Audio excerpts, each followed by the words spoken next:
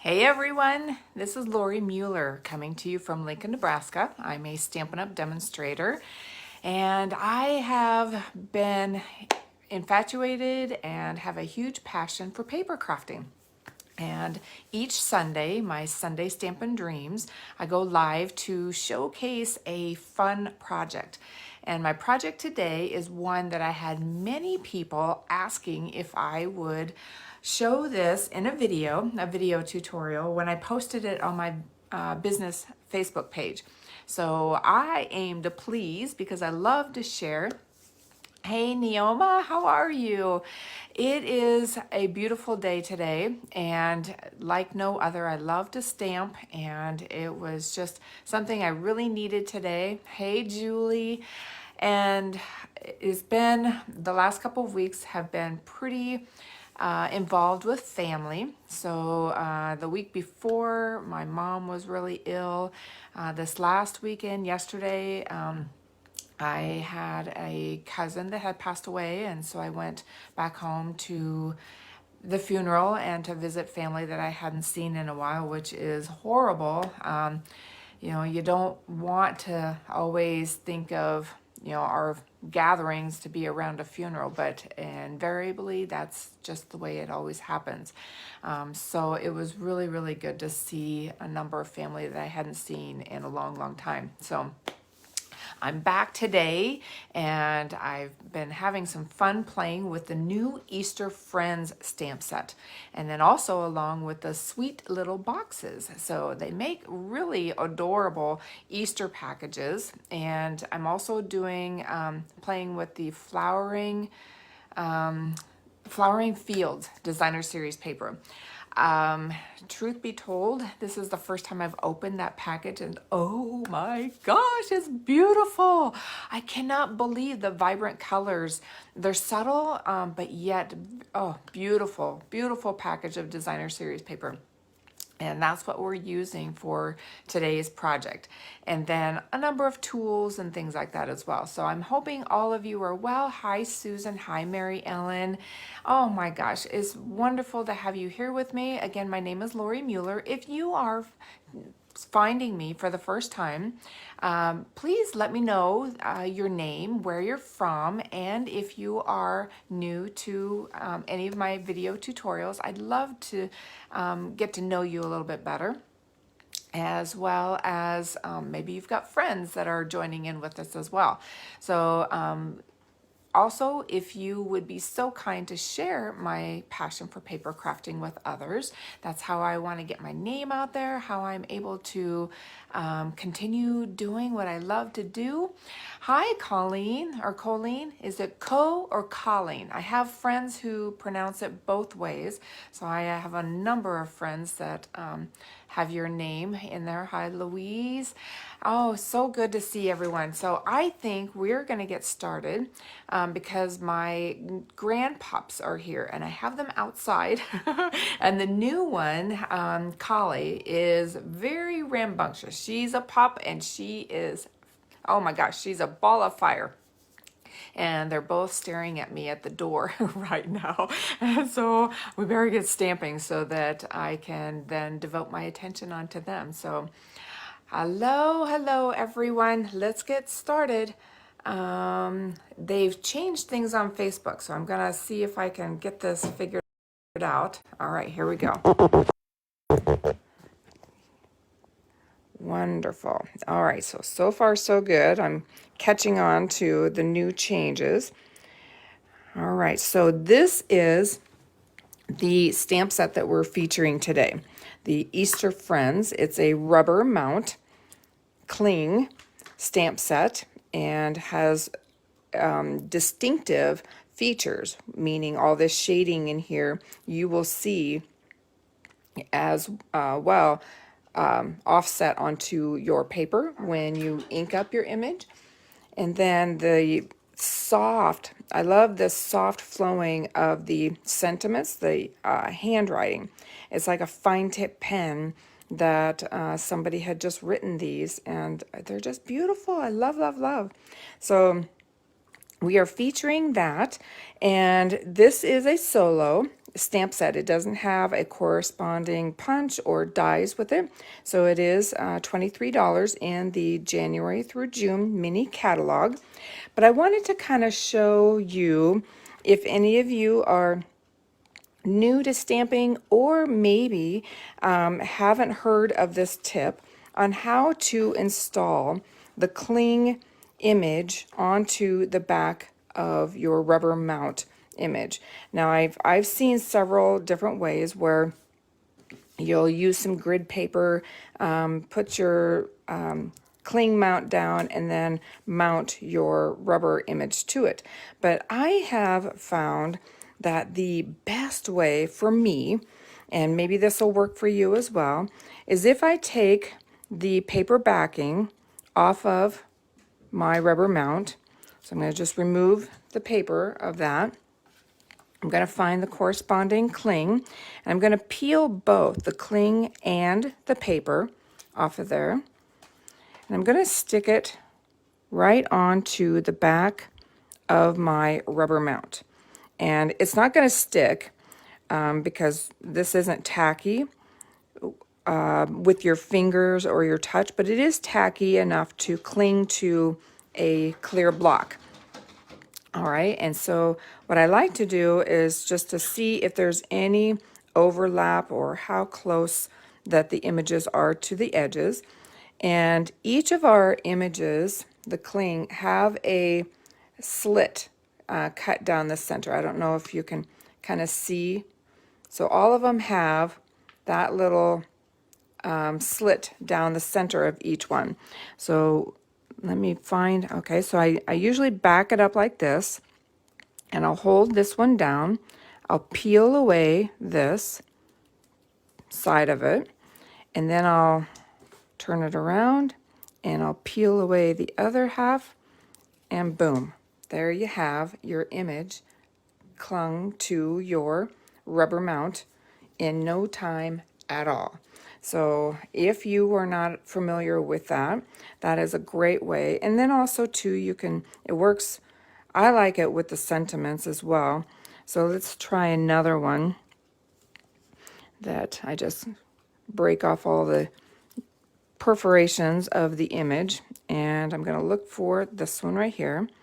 I'm going to peel away both the cling mount and the paper backing, and I'm going to lay it up against the rubber mount image. And let's see, I'm going to kind of shift this closer to that edging. There we go. All right, and then I'm going to peel away and just kind of let it naturally fall. And then you can do the same thing on this side.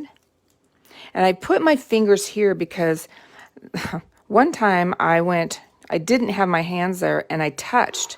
If you touch one half to the other, it is next to impossible to pull apart. And I say next to impossible only because I was able to pull it apart, but they are very, very sticky to each other. So there we go. Well, hi, Clarine. Hi. So glad that you're able to join us. I know that you were going to go out for lunch with a friend, so I'm glad you're here. But this is the best way that works for me to attach all of my images to my rubber mount. So, all right. Now, our project is going to showcase this little gem. We have our little sweet little boxes. There's 10 in a package, and they are for $10, so they end up being $1 a box. And then I made a cute little tag, the tailor-made tag, and stamped our bunny image, this big bunny image on a circle die, basic white. We've got some Pear Pizzaz, some petal pink, and then I'm going to show, this is coming from the Strawberry Builder Punch, and we'll add a little accent to that because, as I mentioned, there's no coordinating punch or die with this set, so the gamut is open for doing and adding whatever, but you have the same freedom to do so with any other of our stamp sets that do coordinate with a punch or a die. So not to say that that's not possible, but this one is really wide open because it doesn't have anything to go with it. And then this paper is coming from the Flowering Fields. It's one of the subtle patterns that doesn't have the tulips on it. And then I'm using some of our faux linen real red ribbon here, and I just kind of bordered it on the outside. And I have stuffed inside some of our fun little chocolates. The Russell Stover's milk chocolate. I chose this one just because I'm working with, you know, a gold tone of designer paper, and you can fit 2 of them nicely in there. So they're the mini packages, and they come in a package like this, but you could probably find them in the big bulk ones too. But this is what they look like if you're running off to the store after I'm done sharing how I did this, right? So, but, and then I just tied it in a bow and attached my tag to the top of it. And it's perfect to set on a coworker's desk or even mailing off into a gift box for, you know, a student who is heading back after spring break, or you have it on their pillow when they come home from college during spring break. So it's a great, or you could even put it on table play settings. So many different ideas that you can work with on this. So as I mentioned, we are working with the sweet little boxes, and we have our pieces here. Now some of these I've already die cut. I did the tailor-made tags die cut out of Pool Party, and I used the second to the largest. That's the one I used there. And then for my basic white, I used this one right over here, which would be, if you have yours set up the same way as I do, it would be this one right there. All right, and then we have some Petal Pink, Pear Pizzaz, all of our pieces there, and then I've written out the measurements and listed the tools and accessories. And some of these I did put the item number in there, and then that is the additional accessories, ink, and other things that we are using for today. So, all right, and now the watercoloring, we do have 2 bundles of watercolor pencils, and one is because this one carried over from a catalog that's been a couple years ago. Therefore, we have the old color and our old layout, because we are now everything that you'll notice on our stamp sets, all of our embellishments, dimensionals, everything is all our products. And my phone is telling me that it's going to die, so I better, there we go.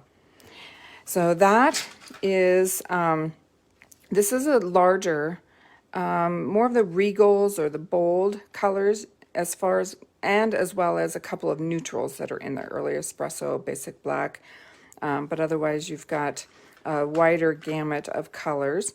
And this one, again, has another selection of some subtles and the regals and neutrals. So there's another mix of all 4 families in there.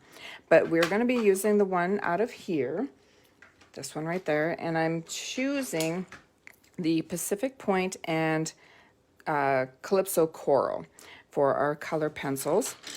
So to begin with, I am going to show a fun technique that we're going to stamp on this designer series paper. This is the back side. Isn't that gorgeous? I just love this color combination of soft succulent, and it looks like mango melody and pumpkin pie, a little bit of white in there. Oh, it's just beautiful.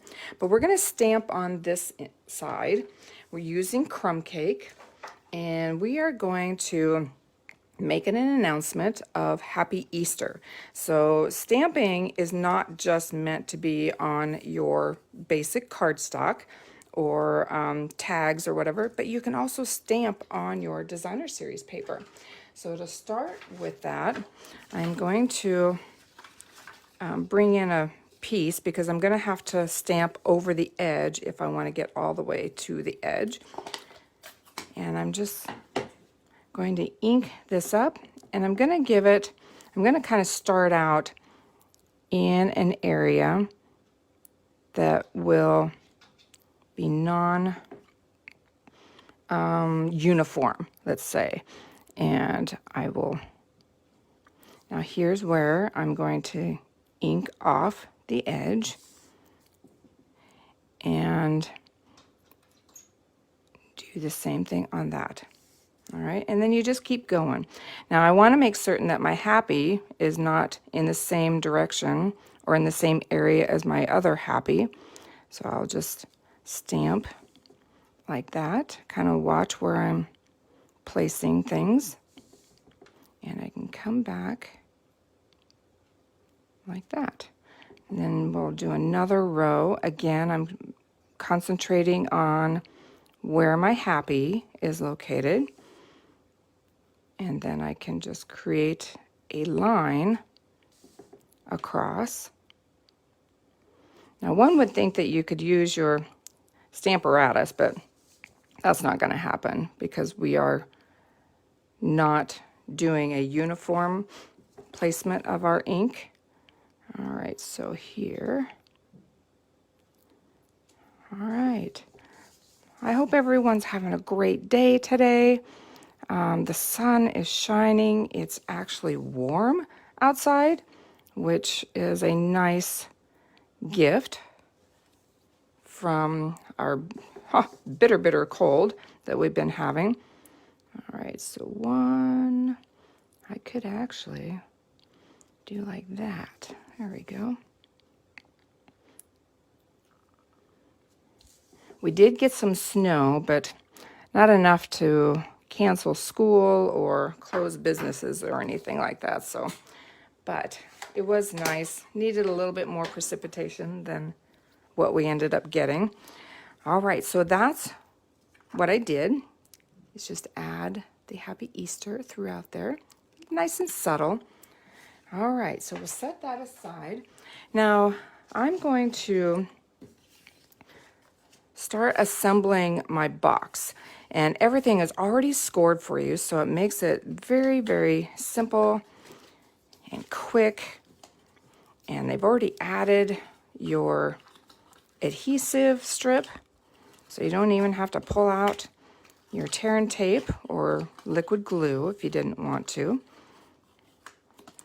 All right, and then how it goes together, you plug in those two side tabs right there, and these side walls will go inside and it attaches like that. All right, so I'm gonna, now if you wanted, you could bring in, you know, your bone folder and give them a more defined edging like this, because this is a nice heavy duty cardboard or paper. It would, if you're recycling, it would go into the paper, not your cardboard. Now let's see if I can get my, there we go. And this stuff is sticky, so you have to be ready to go for placing it on. So put in those two tabs, and to square it off, I recommend that you leave it flat and then just get your edges into the fold of, oh, let's see, I think I moved it too far forward. Oh, let's see if this is strong. There we go. Yeah, I went too far forward. There we go. Perfect. And then you just fold that and plug in. Now I'm going to wait and put in my candy in a little bit, because the next thing I want to do, I want to add my designer paper to this. And I'm not going to actually smear it with glue or run any tape runner or anything like that. But I want to start with a score line. And then the rest of it, I'll just mold around the edges. So I'm going to bring in my trimmer. And I'm going to go in, let's do a 1/2 inch. Or I could do 3/8 of an inch. We're just going to score it is all. All right, give it a nice little score, like that. And give it a fold. Now I am going to use my bone folder. And then the rest of it, because I want to make certain these seams stay to the back, so I'm going to put my designer series paper, that particular, because when you start measuring to score, they're never going to be accurate. So I found the best way to do this, to get your paper to fit, is to mold it around your box this way. So you'll just hold it in place, give it a nice little pressing on each edge, and then you should end up on the seam when you come back around. So that is 3/8 of an inch that I did my first scoring, and then I just kind of molded it around. Now from here, to give it a nice defined fold, now you can use those markings that you've made and bring in your bone folder to make them more defined. And plus also, if you see, this one was kind of going kittywampus a little bit, so this way it gives you an opportunity to kind of straighten them around. Now you can either use tear and tape, or my favorite is always the liquid glue. So I'm going to add some liquid glue on here like that. And again, I want to concentrate that my seams are all going to be on the back side of my box. And I'm going to flip it around so I know that I'm centered in the top and bottom. So this measures 6 3/4 by 3. So with one sheet of designer series paper, you can cover 4 boxes. So you get the most out of your cut of designer series paper. So it's 6 3/4 long by 3. So you can get 4 of these cuts and be able to cover 4 boxes. So, and then there we go. So we've got this seam in the back along with this seam that goes in the back. All right, so we've got that ready to go. Next up is to start putting our tag together. All right, so we've got our circle that I've already die cut that. We're going to do our bunny on here using crumb cake. So all of my inking is going to be crumb cake. And I'm going to ink that